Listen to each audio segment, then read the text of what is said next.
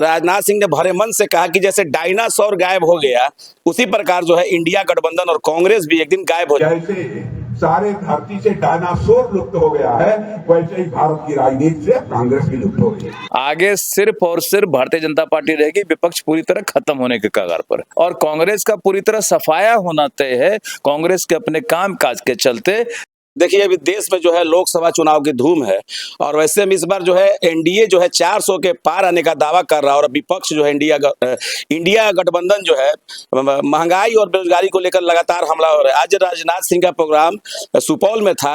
हमारे साथ बात करने के लिए बिहार सरकार के मंत्री नीरज कुमार बबलू है। आइए हम जानने की कोशिश करते हैं। बड़ा एक विषय इस बार राजनाथ सिंह ने भरे मन से कहा कि जैसे डायनासोर गायब हो गया उसी प्रकार जो है इंडिया गठबंधन और कांग्रेस भी एक दिन गायब हो जाएगा। बात करने के लिए आइए हम बात करते हैं। नीरज सिंह बबलू हमारे साथ हैं। बहुत बहुत स्वागत है सर आपका।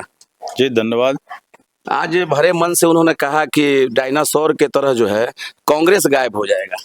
देखिए उन्होंने बिल्कुल सही कहा। जिस तरह से कांग्रेस का काम करने का तरीका है, जब जब कांग्रेस सत्ता में आती है पूरा लूट मचाती है, जनता को लूटने का काम करती है, सरकार के पैसे को लूटने का काम करती है। और मुझे लगता है कि 70 साल कांग्रेस राज किया, देश का कुछ भी काम नहीं किया विकास का। और मात्र अभी माननीय प्रधानमंत्री जी नरेंद्र मोदी जी 10 साल हुआ है उनके प्रधानमंत्री बने, देश में बड़ा बदलाव हुआ। देश हमारा अग्रणी राष्ट्र के पंक्ति में खड़ा हो गया। हमारा जीडीपी बढ़ गया है। तमाम हम समझते हैं कि जो विकास का काम हो रहा है और पूरी हमारी ताकत बढ़ रही है, वो दुनिया के निशाने पर हम लोग हैं कि भाई हिंदुस्तान इतना मजबूती से आगे कैसे बढ़ रहा है।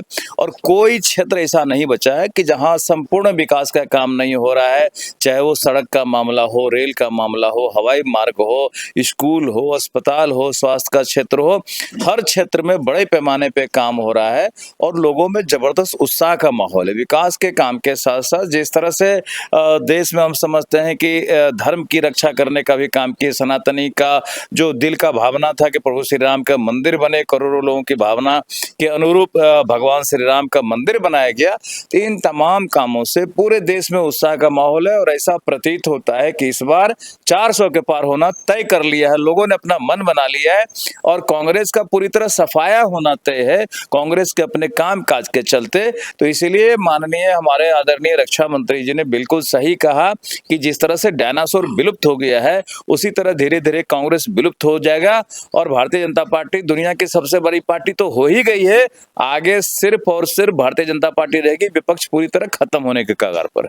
कहा जाए तो पूरे भारत में मोदी जी के फेस पे ही चुनाव इस बार जो है एनडीए गवर्नमेंट लड़ रही है और बिहार में आज जो है सुपौल से जदयू उम्मीदवार है और यहाँ नीतीश कुमार के नाम पे नहीं, यहाँ भी लगता है कि मोदी फैक्टर ही काम करेगा।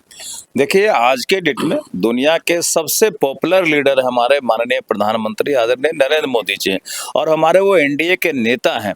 तो स्वाभाविक है जो नेता होते हैं उन्हीं के फेस पे चुनाव लड़ा जाता है।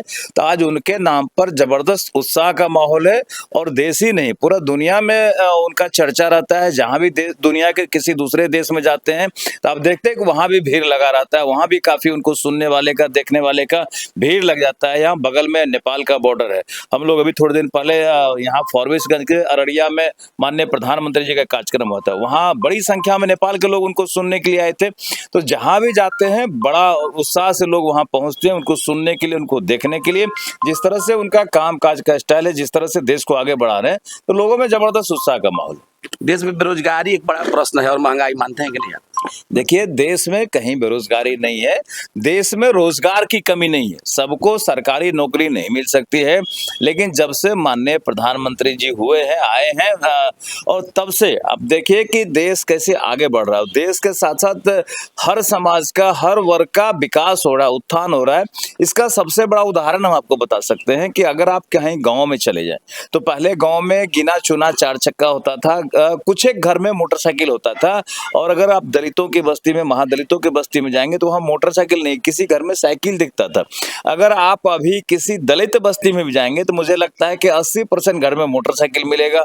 किसी आम जन के गांव में जाएंगे तो हर घर में एक 4 व्हीलर लग गया है, हर घर में 2-4 मोटरसाइकिल हो गया है। तो यही विकास का पैमाना है, लोग अपने संसाधन से अपना कमाई कर रहे हैं।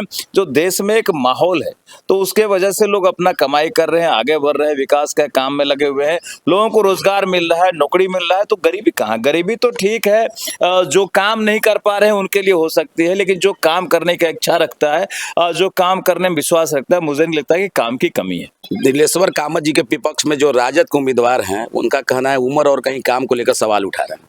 देखिए, यहाँ जिसको टिकट दिया गया है वो एक पहली बार विधायक बने हैं और मुझे लगता है कि लोगों को एहसास हो गया कि ये भी राजद छोड़ के जाने वाले हैं, तो पकड़ करके उनको जबरदस्ती टिकट दे दिया गया ताकि एक जात के नाम पर रहेगा। वो परेशान खुद है कि अगला उनको फिर विधानसभा लड़ना है, उसके लिए उनके पास फंड का अभाव है और इस चुनाव में लड़ने के लिए भी उनको फंड नहीं है, तो वो तो अलग से परेशान है। वो तो कह रहे, कई जगह बोले कि हमको तो जबरदस्ती लड़ा दिया, हम क्या कर सकते हैं। तो कहीं रेस में नहीं है, कहीं टक्कर में नहीं है और मुझे लगता है कि जमानत भी बचेगा कि नहीं, ये भी बड़ा मुश्किल काम है। आरजेडी बड़ी जिम्मेदारी राजनाथ सिंह ने मंच से आप पे दी है। देखिए, माननीय राजनाथ सिंह जी सिर्फ हमारे लिए वो पार्टी के नेता नहीं है, हमारे वो अभिभावक है, हमारे गार्जियन है, हम उनको मान के चलते हैं, हमारे ऊपर विशेष उनका कृपा रहता है। तो वो जो भी जवाबदेही देते हैं हम उस जवाबदेही में लगे रहते हैं। आज भी उन्होंने कहा कि ठीक है, कैसे काम करना है, किनसे मिल के काम करना चाहिए, अपने बुजुर्गों के साथ काम करना चाहिए, विकास के काम में लगे रहना चाहिए। तो जो भी उनका आदेश होता है हम लोग उस आदेश को जरूर पालन करते हैं क्योंकि हमारे अभिभावक हैं। हमारे साथ बात करने के लिए बिहार सरकार के पीएचडी मंत्री जो नीरज कुमार बबलू थे, तो देखना दिलचस्प होगा कि जब चुनाव होता है तो जनता अपना भरपूर आशीर्वाद किसे देती है और गुस्सा किस पे निकालती है। तो लेते हैं इजाजत, मिलेंगे अगले वीडियो में, तब तक के लिए जय हिंद, जय भारत, जय बिहार।